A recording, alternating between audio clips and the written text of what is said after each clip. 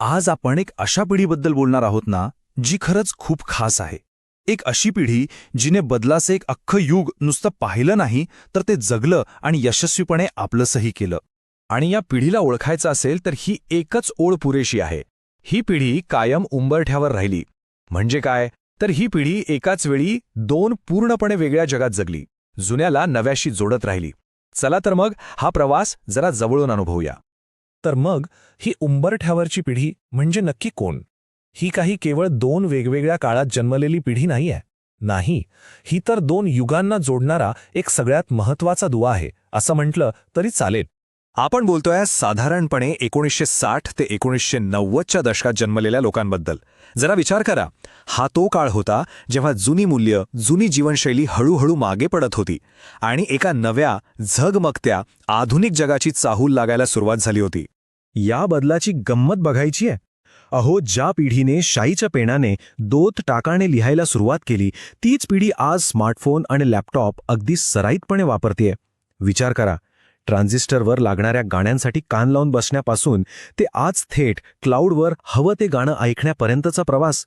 खरंच अविश्वसनीय आहे सगळं.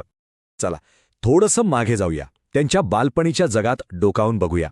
हे एक असं जग होतं जिथे स्क्रीन नव्हत्या आणि त्यामुळेच कदाचित वस्तूंना नाही तर अनुभवांना खूप जास्त किंमत होती. आणि त्यांचे खेळ, आहाहा, काय साधे आणि तरीही किती कल्पक होते. कुकरची रिंग किंवा सायकलचा टायर म्हणजे यांची गाडी. जमिनीत सळई रुतवत पुढे जाणं हा एक खेळ होता. आणि हो, शेजारच्या झाडावरून कैऱ्या तोडणं हा तर हक्काचा खेळ होता. म्हणजे बघा, साधनं कमी होती, पण त्यातून मिळणारा आनंद आणि ती सर्जनशीलता ती मात्र अफाट होती. आणि त्यांचे खजिने कोणते होते माहितीये? पुस्तकात जपून ठेवलेलं मोरपीस किंवा पिंपळाचं वाळलेलं पान. याच गोष्टी त्यांचा गुप्त खजिना होत्या. त्यांना वाटायचं की या साध्या-सुध्या गोष्टींमध्येच ज्ञानाचं, शहाणपणाचं वचन दडलेलं आहे. केवढा तो निरागस विश्वास! शाळेच्या आठवणी तर त्याहूनही खास आहेत. नवीन पुस्तकं आणि वह्यांना कव्हर घालणं म्हणजे घरात एक सणच असायचा. जुनी पुस्तकं विकून सेकंड हँड पुस्तकं विकत घेण्यात काहीही कमीपणा वाटत नसे. आणि ट्युशन, अरे बापरे, ट्युशन म्हणजे फक्त मुलांसाठी असा एक सरळ सोट समज होता त्या काळी.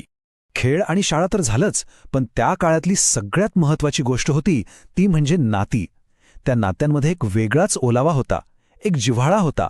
हे जगच मुळी समुदायावर, एकत्र येण्यावर आधारलेलं होतं, जिथे नातेसंबंध अगदी सहज, बिनशर्त आणि खूप खोलवर रुजलेले होते. मैत्रीचं एक उदाहरण देतो. त्या काळी ना एक अलिखित नियम होता. समजा एखादा मित्र शाळेत नाही आला, तर शाळा सुटल्यावर विचार वगैरे करायचा नाही. दप्तर पाठीवर तसाच आणि थेट त्याच्या घरी धाव घ्यायची. फोन करून विचारण्याची सोयच नव्हती आणि गरजही नव्हती. मैत्रीची खरी भावना ही अशी होती, थेट कृतीतून दिसणारी. आणि गंमत म्हणजे मित्राच्या वडिलांनी ओरडलं ना तरी काही वाटायचं नाही. उलट असं वाटायचं की आपल्याच घरातले कोणीतरी वडीलधारे ओरडत आहेत. कारण अख्खी गल्ली, अख्खं मोहल्ला हे एक मोठं कुटुंब होतं. त्यामुळे शिस्त लावण्याचा आणि काळजी घेण्याचा हक्क सगळ्यांनाच होता. आणि शिक्षक, गुरुजींबद्दल तर बोलायलाच नको. त्यांच्याबद्दलचा आदर हा कमालीचा होता. म्हणजे शाळेत मार मिळाला तर घरी सांगायची हिंमत व्हायची नाही, कारण भीती असायची की घरी परत प्रसाद मिळेल. शिक्षकांवर आवाज चढवणं, अरे देवा, याची तर कल्पनाही कोणी करू शकत नव्हतं. तो एक आदरयुक्त दराराच वेगळा होता खरंच. पण या पिढीची खरी कमाल ही आहे की त्यांनी फक्त जुनं जग अनुभवलं नाही, तर बदलत्या नव्या जगाशी तितक्याच ताकदीने जुळवूनही घेतलं. आणि हा प्रवास बघा, कॅसेट टेपपासून ते थेट क्लाउडपर्यंत अक्षरशः थक्क करणारा प्रवास आहे हा. त्यांच्या या जुळवून घेण्याचं एक उत्तम उदाहरण म्हणजे संवाद. एकेकाळी फोन नव्हते, SMS नव्हते, त्यामुळे प्रत्येक भेटीची आतुरतेने वाट बघितली जायची. आणि आता बघा, हीच पिढी व्हॉट्सॲप, फेसबुक, व्हिडिओ कॉल या सगळ्यामध्ये एकदम माहीर झालीये. काय बदल आहे हा! त्यांचं मनोरंजनाचं विश्वसुद्धा या बदलासोबतच मोठं झालं. त्यांनी अमिताभ बच्चनचा अँग्री यंग मॅन पाहिला आणि शाहरुख खानचा रोमांसही अनुभवला. गावस्करची डिफेन्सिव्ह बॅटिंग पाहिली आणि सॅम्प्रासचं आक्रमक टेनिसही पाहिलं.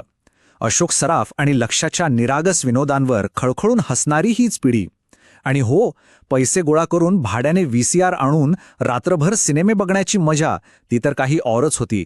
सामाजिक नियमांबद्दल बोलायचं झालं तर त्या काळात लव्ह मॅरेज म्हणजे जणू काही बंडखोरीच होती. हे खूप मोठं धाडसाचं कृत्य मानलं जायचं. इतकंच काय, शाळेत किंवा कॉलेजमध्ये एखाद्या मुलाने मुलीशी किंवा मुलीने मुलाशी बोललं तरी त्यांना ॲडव्हान्स समजलं जायचं. असा तो काळ होता. या सगळ्या अनुभवांमधून गेल्यानंतर या पिढीकडे आज एक असा दृष्टिकोन आहे जो खरंच खूप मौल्यवान आहे. त्यांच्याकडे एक वारसा आहे, तो म्हणजे कोणत्याही परिस्थितीत टिकून राहण्याच्या कमालीच्या लवचिकतेचा आणि हो, स्वतःच्या काळाबद्दलच्या जबरदस्त अभिमानाचा. त्यांच्या जगण्याचं सार या एका वाक्यात आहे. कपड्यांवरच्या सुरकुत्या घालवणं आणि नात्यांमध्ये औपचारिकता जपणं आम्हाला कधीच जमलंच नाही. किती खरं आहे? त्यांचं आयुष्य, त्यांची नाती, सगळं कसं खरंखुरं, अस्सल आणि थेट. कुठलाही देखावा नाही, कुठलीही औपचारिकता नाही. पण मग एक प्रश्न मनात येतो की ते दिवस खरंच निघून गेले आहेत का, आणि मागे उरले आहेत त्या फक्त आणि फक्त आठवणी? नाही, अजिबात नाही. त्या फक्त आठवणी नाहीत, तो एक सुवर्णकाळ होता. एक अख्खं युग होतं ते. आणि म्हणूनच ही पिढी आज मोठ्या अभिमानाने, छाती ठोकपणे सांगते, आमचा